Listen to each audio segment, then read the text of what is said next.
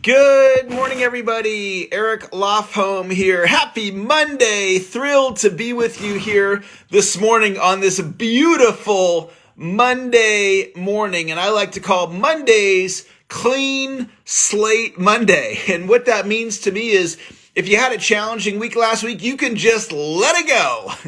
If you had a challenging weekend, you can just let it go. If you got into an argument this morning with a loved one, you can just let it go, because this could be the greatest week of your entire life. You're one idea away from a breakthrough. You're one new account away from a breakthrough. You're one key relationship away from a breakthrough. And you never know when that's going to happen. I had this unbelievable, amazing opportunity corporate account for training my core business fall into my lap over the weekend. And I was just catching up with an old friend, and this opportunity just organically emerged. And if I had known going into this social meeting that this incredible thing was going to happen, I would have woke up that morning so pumped up and so excited, but I didn't know. And then I got to this meeting, and then we were there for social reasons, and he's like, "Hey, I got this idea, and we can do this business together." And so it all just organically happened. That could happen for you this week. You could have one of those meetings where your life changes, or your life gets better, or this great opportunity falls into your lap, or you can make a decision this week. Maybe you've been putting your health on the back burner, and something just clicks in you. It lights a fire under you, and you get fired up to go and get your health going on. Or you get fired up to get out there and do your prospecting. Or you get fired up spiritually in your life. Or you get fired up in your marriage where things haven't been going so great, and just something clicks and you just get fired up to really be excited about your marriage or any area of your life. That could happen for you this week. I've got a couple of quick announcements, and then we'll jump into a few more ideas for you guys today. So Dr. Moyne and I, Dr. Moyne's my mentor, if you don't know, by the way. He's been my sales mentor since 1994, and I acknowledge him as the world's greatest sales mind. That's who he is to me. And he's agreed to go live with me today on LinkedIn. Not just today, he's agreed to go live with me every Monday at 4 o'clock Pacific on LinkedIn. And we're going to do a brand new sales show. And I think it's going to be one of the best sales shows in the world. And we're going to be, not today, but in the future, we'll be live on YouTube. We might even do it on Facebook, and we're going to podcast it. So if you can't make it live, if you want to sit in on those conversations, it's going to be awesome. And I'm really grateful for Dr. Moyne. And so anyway, that's going to be going on. And I think you just go to my personal Facebook, and we're going to go live there. But I've never done LinkedIn. We're on LinkedIn. I've never done a LinkedIn live. This is my first one ever. I don't even know if the technology is going to work. So we're going to find out today at 4 o'clock. If you show up and nobody is there, the technology glitch. My other announcement is some of you are here in the Sales Champion Facebook group, and some of you are here on Zoom.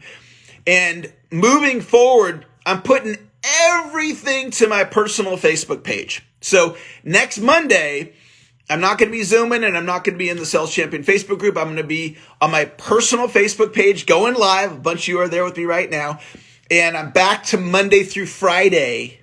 I'm back to daily, Monday through Friday, but on the personal Facebook page. It's just easier for me, and it's navigating Facebook groups and Zoom, and it's a lot. It's just a lot easier for me just to do one platform. So that's what I'm going to be doing moving forward. We will be recording the sessions and podcasting at CSIdailypodcast.com. So you can find all the recordings there if you're unable to make it on the live Facebook on my personal page. So next Monday, that's where we'll be. And tomorrow, I'll be back here live on my personal Facebook page. So I want to give you a distinction that I learned from my coach, Steve Hardison. And it's reverse engineering results. Now, I've been studying the mind since 1988. It all started with a book called You Can Heal Your Life by Louise Hay, one of the all-time classic books. You Can Heal Your Life by Louise Hay. And Louise Hay said in the book, and this is kind of a hybrid of the quote because I've been corrected on this more than once. They're like, Louise Hay didn't say it like that, but I like it like this. So it's like Louise Hay and Eric quote, and it's thoughts are things and things can be changed. Thoughts are things and things can be changed. Now, Louise Hay technically didn't say it like that, but that's the essence of it. So that's Eric and Louise Hay combined. Thoughts are things and things can be changed. So if you have a thought right now, I don't deserve success, or I'm not good enough, or if you have a thought, I'm not good with money, or if you have a thought, you're wanting a romantic relationship in your life and your thought is all the good men are taken, or all the good women are taken, or I never follow through on my gym routine. I never get myself to the gym. Every year I say I'm going to do it in January, I never do it. Okay, listen to me. Those are thoughts. Thoughts are things, and things can be changed.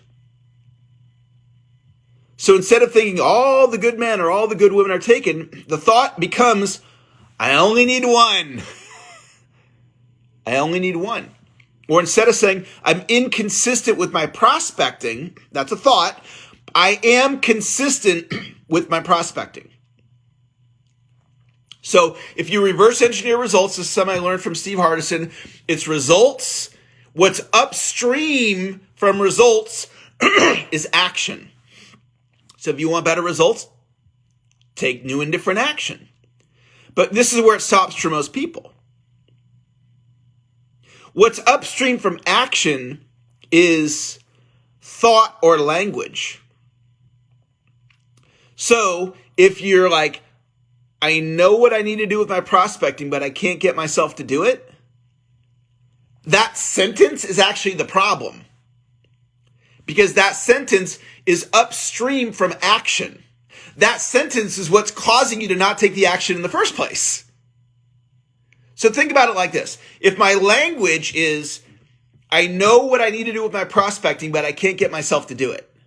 If that's my declaration, what's my action going to be? My action's going to be consistent with my language. So I'm going to create my prospecting as, I know what I need to do, but I don't do it. If I say, my wife and I are always arguing, all right? If that's my declaration, remember, that's upstream from action. So I'm creating, and I don't create it like this, but if I did, I'm creating my relationship as we're always arguing, and then I'm looking for that to show up in reality. Okay, so the question to ask yourself is, what would my thoughts need to be in order to create the results that I want? So we're on a coaching call, let's say, and you're like, yeah, my wife and I are always arguing. I'm like, okay, well, is that what you want? Well, no, that's why I'm on the coaching call with you. Okay, great. What do you want? And then the person tells me.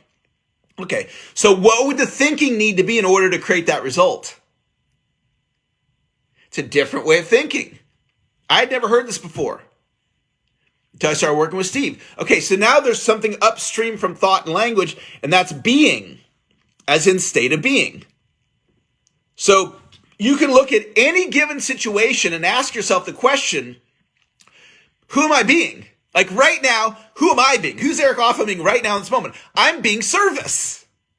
I'm being enthusiastic. I'm being encouraging. I'm being positive. Okay? Being is a choice. It's like, Eric, how are you so positive all the time? I choose to be positive. That's how I'm so positive all the time. It's a choice. I am massive action. That's a state of being. See, someone else might say to me, Eric, I'm a procrastinator. So then they create their life as that, and then they look for evidence that they're a procrastinator. Eric, I'm inconsistent.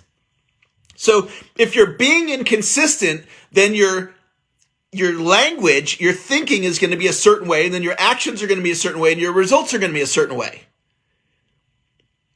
So you step back and think, okay, what are the states of being that I want to be? So some people are confrontational.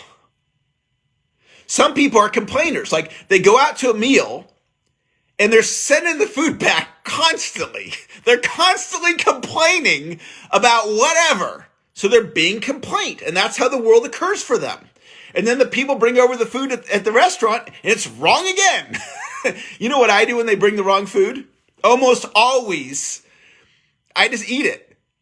And I eat it because I'm like, cool, I get to try a different way of, like, if they cooked my eggs wrong. I wanted them scrambled, they made them over hard, right? I always eat them scrambled. Bring the eggs over hard. Instead of complaining, go, oh, let me try it over hard today. Different way of thinking. So you look at states of being. Who do I need to be in order to create the results that I want? Like being flexible, being understanding, being compassionate. Or you could dig your heels in, right? That's a way of being. So try that out in your marriage. Try that out with a client. Digging your heels in. Being, I dig my heels in, right? Instead of, next time you try to dig your heels in, remember what I'm telling you and go, no, be flexible. You'll transform the whole communication out of your state of being. So some of my favorite states of being, be service. So when I sell, I put on my sales hat, I'm serving. But when I'm teaching, I'm serving. When I'm with my wife, I'm serving. So you can be service and just serve the person that's in front of you. For the rest of your day today, as you go through your day, just serve the person that's in front of you. So who do I need to be in order to create the results I want? What do I need to think in order to create the results that I want? And you transform your whole life versus living in being complaint or being inconsistent. You're being inconsistent. The language is, I know what I need to do, but I can't get myself to do it. And then you come to a coaching call and go, Eric, help me. Go, we got to work on your being and we got to work on your language. Change that, right? Like just try it out today. Be intentional with your state of being. Be friendly today in all of your communication. Be kind. Be loving. Be service. Be encouraging. Be positive. And watch what happens. Watch what happens in your life. Your whole life will shift. So I want to give you guys one more idea. And the idea is I like to just sit with thoughts. And I just kind of work it through in my mind. And I was over the weekend, I was sitting with this thought of the idea of a leader. So I embrace that identity. I am a leader. I walk around the world from the position of I'm a leader. And what that does for me is it says, Eric, you're held to a higher standard. Because you're a leader, you're held to a higher standard. And I've taught this to my kids. So lately I've been helping people see themselves, some people, as a leader of leaders. So my client Mary, she's president of Women's Council of Realtors in her community. So she actually has a title. You don't have to have a title to be a leader, but she happens to have a title. So I'm like, Mary, you're a leader of leaders. You're a real estate agent, but you're a leader of real estate agents. So I'm coaching her. Okay? So I'm pointing out to her that she's a leader of leaders. So then I got to thinking, okay, if I'm coaching people in some cases that are leaders of leaders, then that makes me a leader of leaders of leaders. And I had never said that before in my mind.